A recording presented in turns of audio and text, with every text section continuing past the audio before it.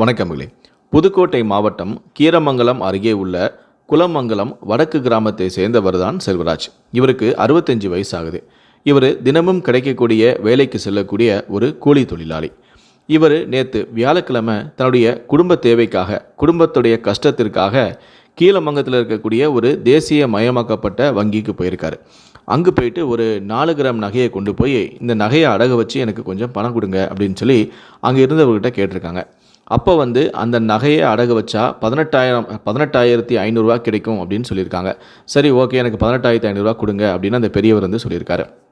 அதுக்கப்புறம் அதற்கான படிவம்லாம் ஃபில் பண்ணி அவர்கிட்ட கையெழுத்துலாம் வாங்கிட்டு நகை மதிப்பீட்டாளர்கிட்ட அந்த படிவம் அலுவலருக்கு போயிருக்கு. அவங்க எல்லாருமே அந்த படிவத்தை சரி பார்த்த பிறகு இந்த பெரியவருக்கு பணத்தை கொடுக்கறதுக்காக அந்த படிவமானது காசாளர்கிட்ட, கேஷியர்கிட்ட போயிருக்கு. உடனே அந்த முதியவர் கேஷ் கவுண்டர் வெயிட் பண்ணிகிட்டே இருந்திருக்காரு. அப்போ அந்த சமயத்தில் காசாளர் இந்த செல்வராஜ் அப்படின்னு சொல்லி முதியவருடைய பேரை கூப்பிட்டுருக்காங்க. முதியவரும் போயிட்டு அந்த கவுண்டரில் நின்றுருக்காங்க. அப்போ அந்த காசாளர் ரூபாய் கட்டுகளை கொடுத்துருக்காரு. காசாளர்கிட்ட அந்த பணக்கட்டுகளை வாங்கி அந்த கூலி தொழிலாளி தான் கொண்டு போயிருந்த நரம்பு பைக்குள்ளே அதை வச்சுட்டு அந்த பணக்கட்டுகளோட வெளியவும் வந்திருக்காரு. ஏற்கனவே குடும்ப கஷ்டத்தோடு இருந்தவர் ஏதோ ஒரு நினைப்பில் பணத்தையும் வாங்கிட்டு வெளியே வந்துட்டார். வெளியே வந்த பிறகு தான் அவருக்கு ஒரு விஷயம் ஸ்ட்ரைக் ஆகுது. நாமளே எழுதி கொடுத்தது 18,500 தானே, இது என்ன இவர் பணக்கட்டுகளை தூக்கி கொடுக்குறாங்களே, ஒருவேளை பணம் அதிகமாக இருக்குமோ அப்படின்னு சொல்லிட்டு மறுபடியும் வெளியே போன செல்வராஜ் அதே பையோட திரும்ப கவுண்டருக்குள்ளே வராரு. ஐயா, ஒரு நிமிஷம் அப்படின்னு சொல்கிறார். உடனே கேஷியர், என்னங்க ஐயா அப்படின்னு சொல்லி கேட்குறாங்க.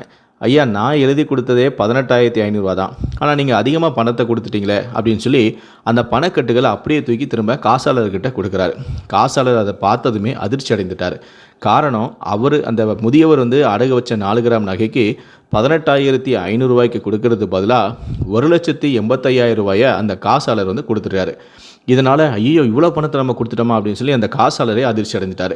அப்போ அந்த முதியவர் அந்த பணத்தை திருப்பி கொடுக்கும்போது அந்த பேங்க் காசாளர்கிட்ட சொல்லியிருக்காங்க, ஐயா, எனக்கு இவ்வளோ பணம்லாம் வேணாம், நான் நகை அடகு வச்ச 18,500 மட்டும் எனக்கு கொடுங்க, அது போதும் அப்படின்னு சொல்லிட்டு தாங்கிட்ட இருந்த அந்த பணக்கட்டுகளை திருப்பி கொடுத்துட்டு என்னுடைய பணத்தை மட்டும் கொடுங்க அப்படின்னு சொல்லி அந்த முதியவர் வாங்கிக்கிட்டார். வங்கி காசாளர் கவனக்குறைவாக கொடுத்த 1,80,000 பணத்தை எடுத்து செல்லாமல் நாணயமாக திருப்பி கொடுத்ததை பார்த்த காசாளரும் அங்கு இருந்த வங்கி ஊழியர்களுமே அந்த கூலி தொழிலாளியான செல்வராஜை வெகுவாக பாராட்டினாங்க. இந்த சம்பவம் குறித்து செல்வராஜ் என்ன சொல்கிறாருன்னா, நான் தினமும் நமக்கு உழைக்கக்கூடிய கூலி கிடைத்தாலே போதும் அப்படின்னு நினைக்கிறவங்க, அடுத்தவங்க பணத்துக்கு நான் என்றைக்குமே ஆசைப்படக்கூடாது அப்படிங்கிற ஒரு கொள்கையோடையும் வாழ்கிறவன். எனக்கு தர வேண்டிய தொகை தான் தருகிறாங்க அப்படின்னு நினச்சி தான் முதல்ல அந்த பணத்தை வாங்கி நான் பையில் வச்சுக்கிட்டு வெளியே போனேன். அப்போ தான் எனக்கு திடீர்னு பணம் கொஞ்சம் அதிகமாக இருக்குமோ அப்படிங்கிற நினைப்பு வந்துச்சு. அதனால தான் நான் திரும்ப அந்த பணத்தை அவங்கக்கிட்ட நான் கொடுத்துட்டேன். நமக்கு நிறைய பணம் கிடைக்கிறதேன்னு நான் காசாளர் கொடுத்ததை கொண்டு போய் இருந்தா அவங்க அந்த பணத்தை சம்பாதிச்சு திரும்ப அந்த வங்கியில் வைக்க அவர் எவ்வளோ சிரமப்பட்டுருவார். மொத்த வங்கி ஊழியர்களுக்குமே இது எவ்வளோ பெரிய மன உளைச்சலை ஏற்படுத்தியிருக்கும். அதாவது எனக்கு எவ்வளவு இதனால் எனக்கும் எவ்வளோ பெரிய கெட்ட பெயரும் வந்திருக்கும்.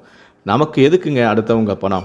அதனால தான் நான் மொத்த பணத்தையுமே திருப்பி கொடுத்துட்டு எனக்கு சேர வேண்டிய பணத்தை மட்டுமே நான் வாங்கிட்டு வந்தேன் அப்படின்னு சொல்லி ரொம்ப பெருமையாக சொல்கிறாரு.